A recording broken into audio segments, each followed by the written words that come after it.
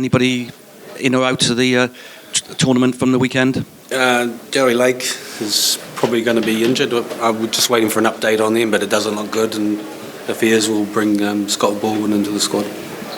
Shame for Derry. The same happened in the autumn, just before the thing. Yeah, disappointing for him.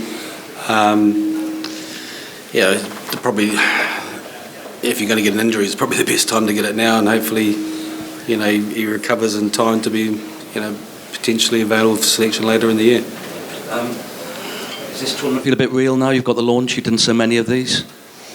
No, it doesn't feel real until you actually start training, I think. So that's I've done a few of these, and it's not the worst one I've done. Andy Farrell said he expects you to get the team ready in a short space of time. What's the key to that? I just think the key to that is just keeping things simple. You've got to prioritise. We've got a short amount of preparation over the next couple of weeks. So it's making sure that we, first of all, start on focusing on the basics and our set piece and getting that right. And got some new coaches coming in, so making sure that the languages, we're all consistent. We've got some clarity within the squad in terms of knowing our roles and everything, and then just making sure that we work hard over the next couple of weeks. So, the message will be to the other coaches is, making sure that we don't potentially try and give the players too much information in such a period, and making sure that we don't overcoach in the next couple of weeks. I know you've been asked about the reports overnight, Warren, but I just wanted to ask you about culture within the squad. How important is to build a good one, and one that you want to create outside of the sort of the union to promote the Welsh rugby team? I think that that's always one of the most important things for me in terms of creating a positive culture and the squad, and always talk about the importance of family and what that means, and I've been a great believer in not just talking the talk but walking the walk, and it's just getting a balance right between things on and off the field, and if you do that and you create an environment almost like a no excuse environment, that you can provide the best facilities you possibly can, some quality coaching, to work hard, to give the guys the right balance, like I said, in terms of training and time off, then hopefully you can get some good performances out of the players. How much of a coaching challenge is it for you, Warren, to start again rather than maybe trying to look back to what worked before? I don't think that. I think that you've got to. In the last 3 years, since I've left, there's been some excellent performances by the Wales team. They won the Six Nations in 2021. They beat South Africa for the first time away from home. I think what they'll be disappointed with is that they've probably been a little bit inconsistent in terms of those performance and results, and that's kind of, I think, for us is the challenge of making sure that we do work hard and that we're competitive over all games that we play, and so that's definitely something I work on. There's a couple of rule changes since the last time I've been in with the 50-22. I think it gives you more of an opportunity to move the ball from an attacking perspective in your own half, and while you've got players back. And we're going to going to make sure that we try and be really positive in terms of the way that we do play, but we've got to be smart as well. We've got to be smart in making sure that we get things right. Julian? Yeah, Ken, I just wanted to ask you, what's life been like since you've become Wales captain? Nothing's changed really. Warren rang me last Monday afternoon, and it was found our squad announcement. Just keeping it quiet for 24 hours, and then I was just straight back into it. Then Scarlets, we had a big European match out in Bayonne, and so nothing really changed. My phone went bananas for a day or so. Plenty of requests for extra tickets, because apparently you get extra tickets when you're captain, but I don't think that's true. No, nothing too much has changed yet anyway. Okay, can I just ask you as well, Ireland first up, you one heck of a challenge for your first game as skipper. Yeah, it is.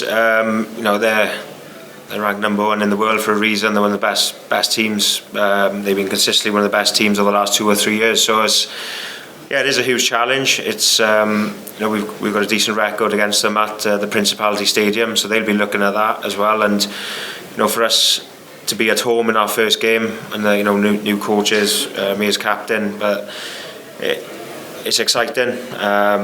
There's plenty of experience in the squad as well to lean on and to support each other. And obviously the younger players coming in, it's a huge opportunity for them. So it is going to be a huge challenge, but one we're looking forward to. Anyone else? Croeso nôl, Warren. Welcome back. Obviously, you started your first spell as Wales coach with a Grand Slam, and you finished your first one with a Grand Slam. What does the Six Nations mean to you personally? I think it's the best tournament in the world from an historical point of view.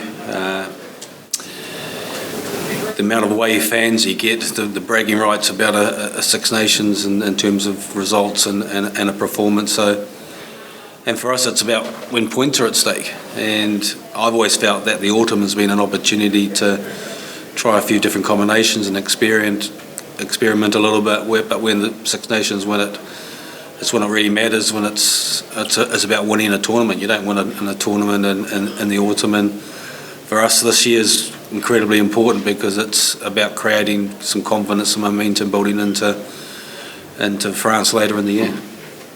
And you, Ken, does the tournament mean similar to you? No, it does. It's, growing up, watching the Six Nations, the Five Nations before that, the Six Nations, it's just so much history behind it. We've had a lot of success in the tournament as well, and I think them local rivalries, bragging rights, all the rest of it. You got the away travelling fans. It's just such a special tournament, and I've been fortunate enough to have played in many, but had the opportunity to play in another one this year. Nick? You just shout if you want. Hi, Ken. I know you said nothing too much changes. Now you're captain, but how proud are you to be captain? And is some of the pride more for family and friends and people who've helped you get to this point? Is that kind of? Yeah, I suppose I never always imagined growing up or dreaming of playing for my country and representing my country, and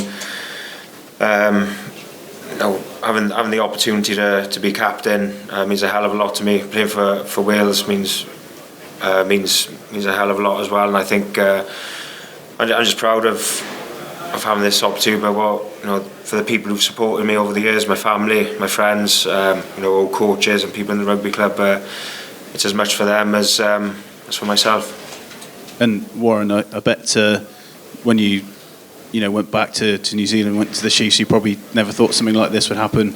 When on the day of the first game, what will your thoughts be when you go through the sort of old routines, but in a new era? Yeah, I think that the challenge is getting to know a number of younger players. I think the squad relied heavily on the selection of the squad on the other coaches that have worked with a lot of players within the squad. I had some of my own input, but they had a massive input in terms of the selection. And then I suppose the reason now, I never thought that I'd be back in Wales, but the opportunity to be involved back with the Six Nations, but also building towards a World Cup as well. And the great thing about World Cup years is the amount of time that you get to spend with the squad in terms of the warm-up games and preparation, a couple of World Cup camps.